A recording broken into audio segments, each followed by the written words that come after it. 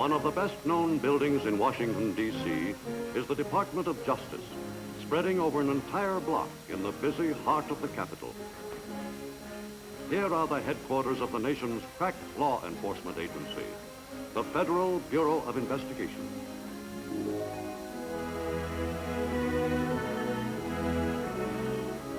Today, as every day, the morning mail brings thousands of reports from the F.B.I.'s 52 field offices, located in cities throughout the United States and its possessions. One envelope may hold information from a special agent in New Orleans that will help another agent's investigation in Machias, Maine.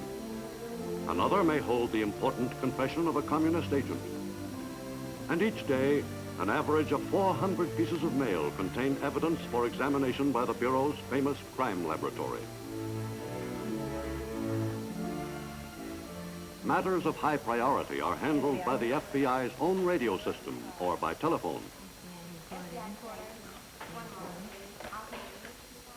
A vast teletype network links the Washington headquarters with field offices from Boston to San Diego, Seattle to Miami. In addition to the enforcement of a score of federal laws, the F.B.I. has been directed by the President to maintain the internal security of the United States. The Bureau's work is made easier by the wholehearted cooperation of the American public. In complying with the President's request to report to the F.B.I. knowledge of subversive activities, the loyal and alert citizen may help to protect the innocent, as well as to reveal the guilty. Invaluable to the work of the F.B.I. are files containing nearly 120 million sets of fingerprints. Prints voluntarily submitted by loyal, law-abiding citizens are kept in the non-criminal file. The F.B.I. is first a fact-finding agency, and second, a service agency. The facilities of the identification section and the crime laboratories are available to all law enforcement agencies. At its Washington headquarters, the Bureau maintains the most modern and completely equipped crime detection laboratory in the world.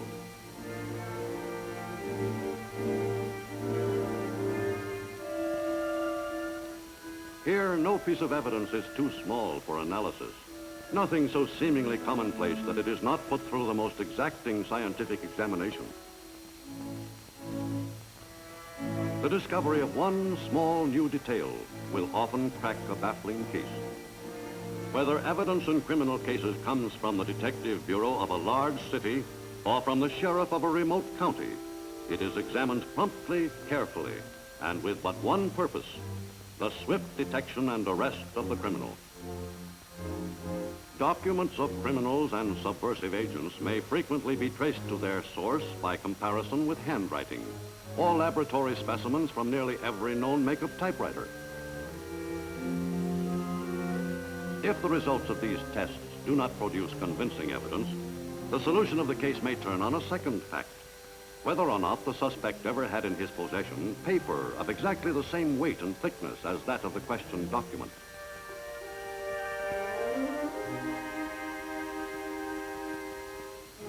Even such meager evidence as a fiber from a strand of rope may lead investigators to the factory, to the hardware store where the rope was sold, and finally to the buyer. The F.B.I. expert can determine the make of a shoe, and frequently, depending on the way the shoe is worn, such facts as the occupation of the wearer.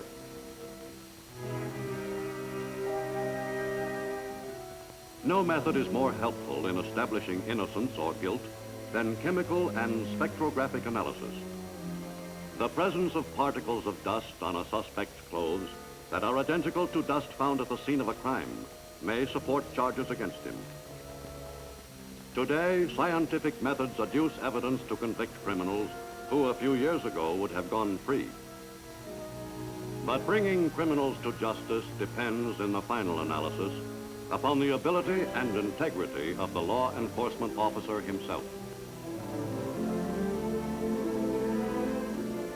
To qualify as a special agent of the F.B.I., the candidate must be a college graduate in law or accounting. He must meet rigid physical requirements and have a character that is above reproach. From previous instruction, you gentlemen are aware of the civil rights of the individual citizen. As special agents of the FBI, you will be obligated to enforce the laws respecting those rights. It will be your responsibility to make civil rights a reality within the realm of federal authority. Strong, sound bodies and a working knowledge of judo are necessary to meet the emergencies which often confront a G-man.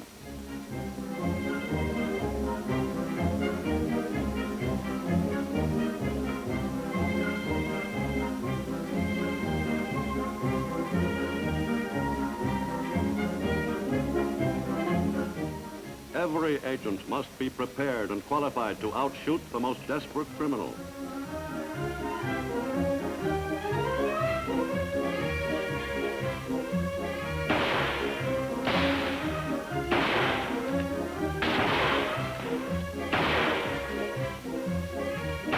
Not only does each new special agent undergo months of intensive training at the FBI Academy, but as long as he remains in the service, he must return for retraining every 18 months.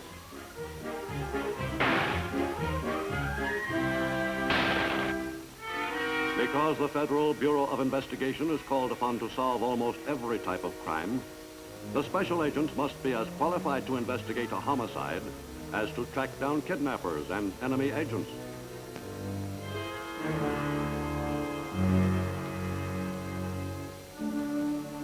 Upon the shoulders of John Edgar Hoover, Director of the FBI since 1924, rest heavy responsibilities. Not only must he direct the Bureau's offensive against subversive agents, but he must also wage a relentless war against the common criminals, who, as much as any saboteur, undermine the security of the nation. Besides its many investigative functions, the FBI serves as a clearinghouse for U.S. crime statistics. Every 18 seconds, a serious crime is committed by someone, somewhere in the United States. On an average, there is an act of homicide every 45 minutes.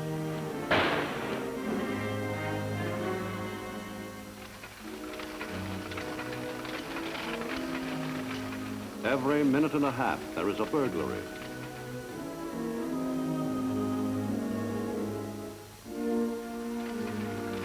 Every 31 seconds, someone commits an act of larceny. And reflecting the prevalence of lawlessness among the young, 2/3 of those arrested in their teens and early 20s are first offenders.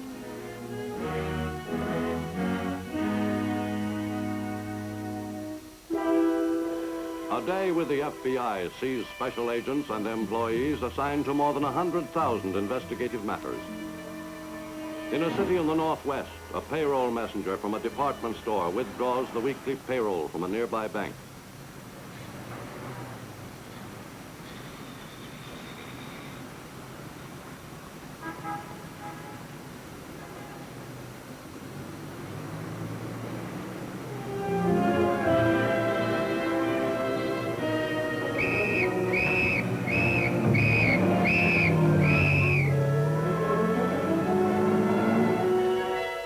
No eyewitness could positively identify the hold-up man, but police held several suspects answering the general description.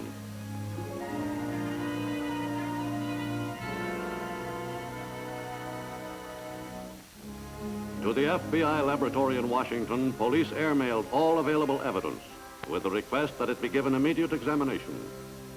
In the struggle, the messenger had torn hairs and flesh from the scalp of his assailant. Strands of hair from each suspect were also mailed to Washington. On the victim's coat was a blood stain. Police were not sure whether it came from the victim or the assailant. In the serology section, technicians start immediately to study the blood stains. Agglutination tests show 2 different types of blood, type O and type B.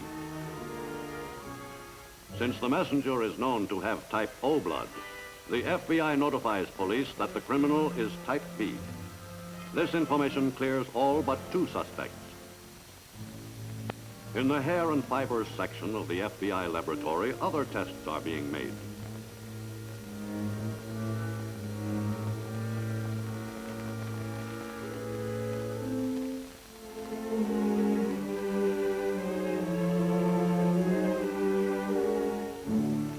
Comparisons show that the strand of hair from the assailant's scalp is exactly the same as the hair of one suspect being held by police.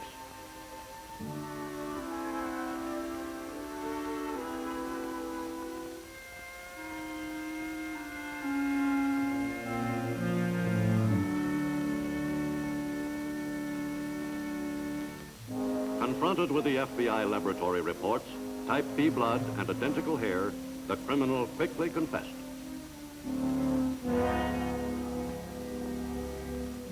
In a southern city, after an 11-year-old girl is killed in a hit-and-run accident, the police gather significant evidence. The impact of the car hitting the victim had loosened mud caked under the fender. When questioned by police, one suspect gives a plausible alibi. He has not been anywhere near the scene of the accident. But in the FBI laboratory, the prompt and careful collection of evidence begins to tell another story.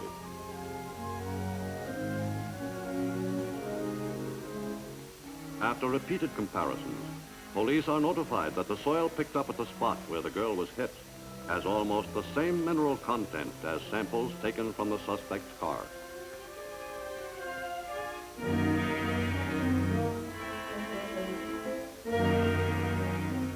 When the victim was struck, surface paint from the fender was smeared on her dress.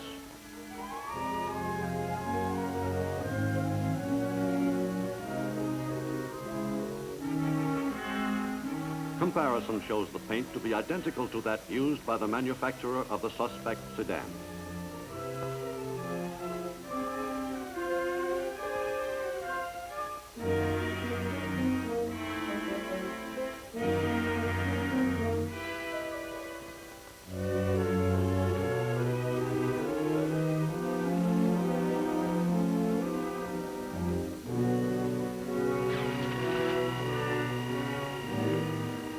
A spectrographic comparison with a chip of paint taken by police from the suspect's car provides even more convincing evidence.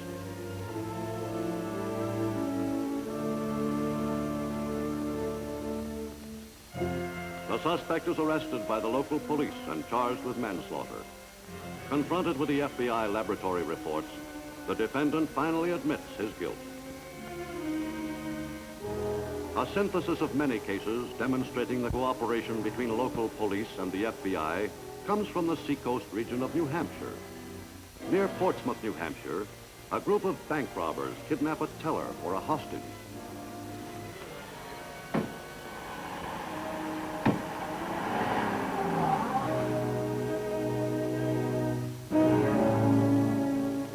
Squads of FBI agents comb the countryside for any stray bits of information that may help them in the case. A farmer who had seen some men around an abandoned shack gives the G-men their first lead. The entire area is carefully searched for evidence.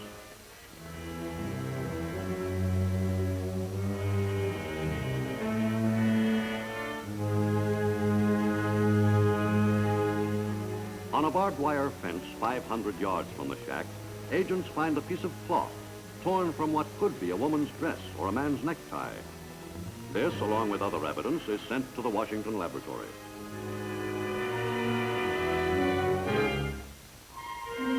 The imprint of the tire markings gives some information. The automobile that had been at the shack was a 1950 model of medium to heavy weight.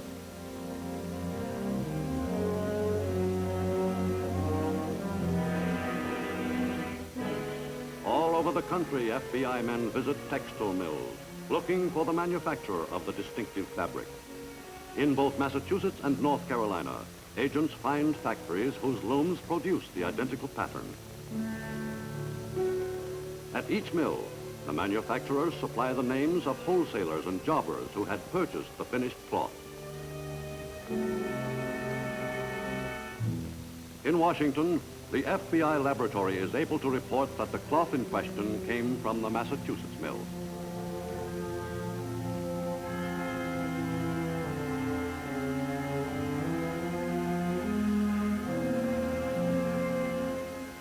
Because the largest purchaser of the pattern had been a Boston necktie manufacturer, FBI agents visit retail outlets throughout New England.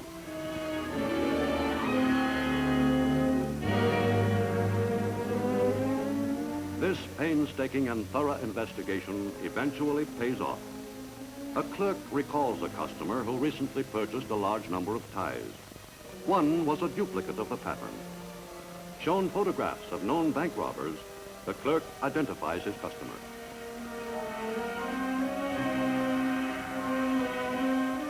With this new and valuable information, the FBI locates a man answering the description of their suspect, living quietly in an apartment house in Portland, Maine. The treads on his auto tires match the tire prints found near the shack.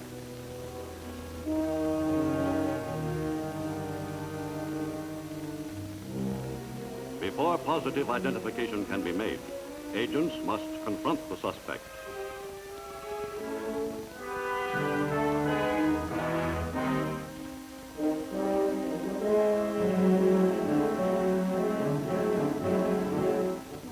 So that he will have no opportunity to warn his confederates, the agents proceed cautiously. In the apprehension of a dangerous criminal, the FBI special agent may encounter situations beyond his training or experience. He must then rely upon his courage and resourcefulness.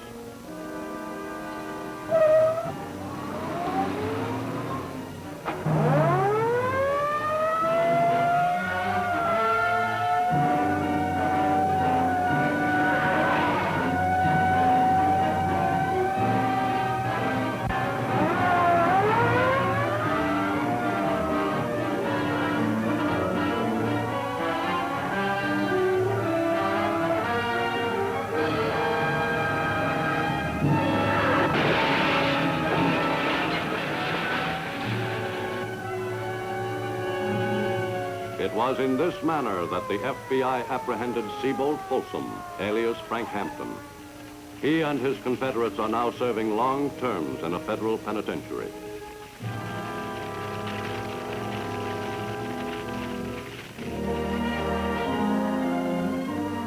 The American people can well be proud of the Federal Bureau of Investigation, and every citizen can profit by Director Hoover's repeated warnings. Says Director Hoover, we cherish our American institutions and our heritage of freedom. But today our way of life is under attack by two dangerous enemies: the criminal hordes who live by violence and lawlessness, and the subversive hordes who seek to destroy all that is free and all that is sacred.